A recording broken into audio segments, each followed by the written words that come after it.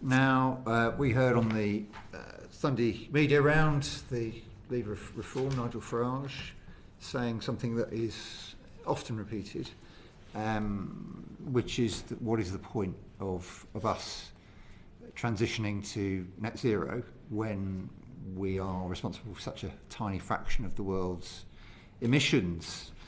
Now, in our inquiry, building the case for the energy transition, we've heard evidence of the economic benefits, of the national security benefits. What do you think is the answer to what Mr. Farage was saying yesterday, and what quite a lot of people, in my experience, also say? We're taking action on the clean energy transition because it's the right thing to do for the country today, and it's the right thing for future generations. And it's really important to say this. You know, I think Nigel Farage wants to airbrush history.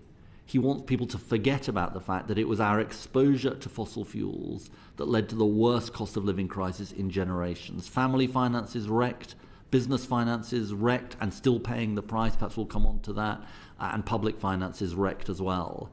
And there is only one answer to that, which is homegrown clean energy we control.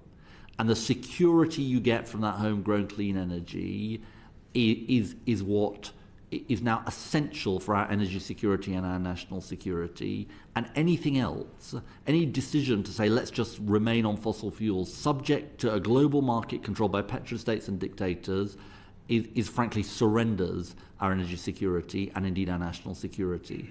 And so, you know, Reform can sort of make these arguments, but they fly in the face of the British people's experience of what has happened to them and what they are still facing. Plus, as well as energy security, this is the right thing to do for jobs. And if you go to what's happening at Sizewell, or carbon capture and storage in 4 different parts of the country, or indeed offshore wind, or what we hope to do on hydrogen, this is the jobs opportunity of the 21st century, and we should seize it. It's also the right thing for future, and on contact with what the British people actually want to see. Thank you. Now, I know you're going to publish the Warm Homes Plan in the autumn, I think. And thank you very much for the response to our retrofitting homes for net zero report, in which you made very clear that's what you were going to do, because it was broadly the answer you gave to our recommendations. Your offer is to cut energy bills for consumers by hundreds of pounds.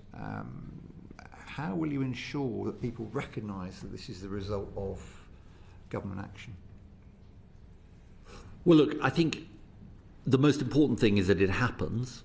And, you know, I think it is worth pausing on that for a moment. In a very, very tight fiscal backdrop, the Chancellor chose to invest 13.2 billion over the Parliament in the Warm Homes Plan, in line with our manifesto commitment. I think it's incredibly important. It's part of contributing to us upgrading 5 million homes over this Parliament.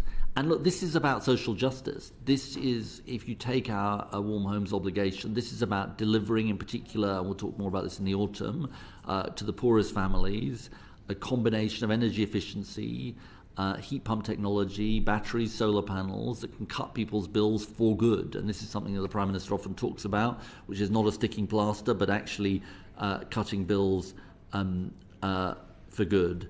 And, you know, we will shout about this, make this clear, that this is something that this Labour government is doing and choosing to do. Okay. Well, it was, if I'm allowed to use this phrase, a sort of clown car operation, I think it's fair to say, by Richard Tice, because he wrote a letter saying he was going to rip up the contracts and then went on the PM programme that afternoon to rebut his own letter and to say that he'd been highly misinterpreted and he wasn't going to tear up the contract. Look, I think the broader point here is that this is driven not by concern for the British people or interest in people's energy bills. It's ideology, and as I think Theresa May put it a few months back, it's it's the people pushing this anti-clean energy agenda that are the real ideologues in this. Because why would you want to stay on expensive, insecure fossil fuels? And we only need to look at the geopolitical situation to see the level of insecurity and exposure that we have. Why would you want to stay on there? And secondly, the really irresponsible thing about what Richard Tice is doing with that letter is he's almost deliberately putting at risk tens of thousands of jobs across our country. The net zero economy grew 3 times faster than the economy as a whole last year. He's sending a message to business and others: don't come and invest in Britain. We're sending the message: come and invest in Britain.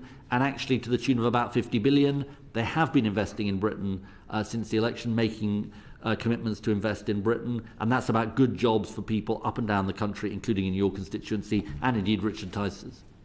Could I just have one follow-up on that? I absolutely appreciate there's about 1 million jobs involved in this industry overall, but there are jobs that will need to change or disappear.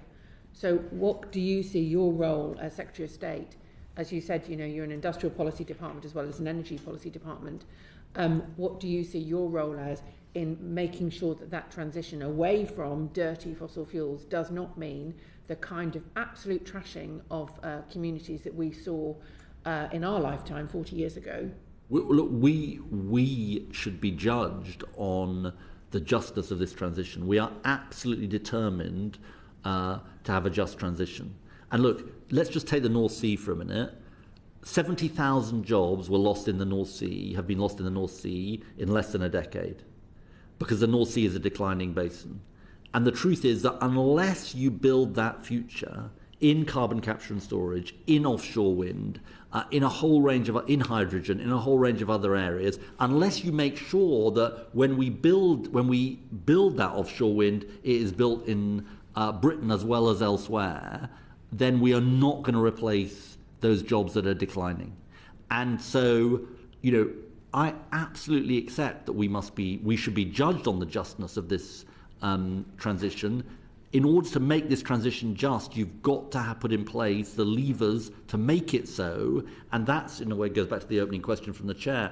That's what the National Wealth Fund, Great British Energy, our clean industry bonus as part of auction round 7, all of these things are absolutely designed to do. And one of the things that Jeremy and I spend a lot of time talking about is how do we make sure that we are that industrial policy department that is actually delivering those jobs for the future. And in the context of that, the clean energy target of 2030, does that militate against the development of the supply chains that we will need in the long term, because we're going faster rather than fairer?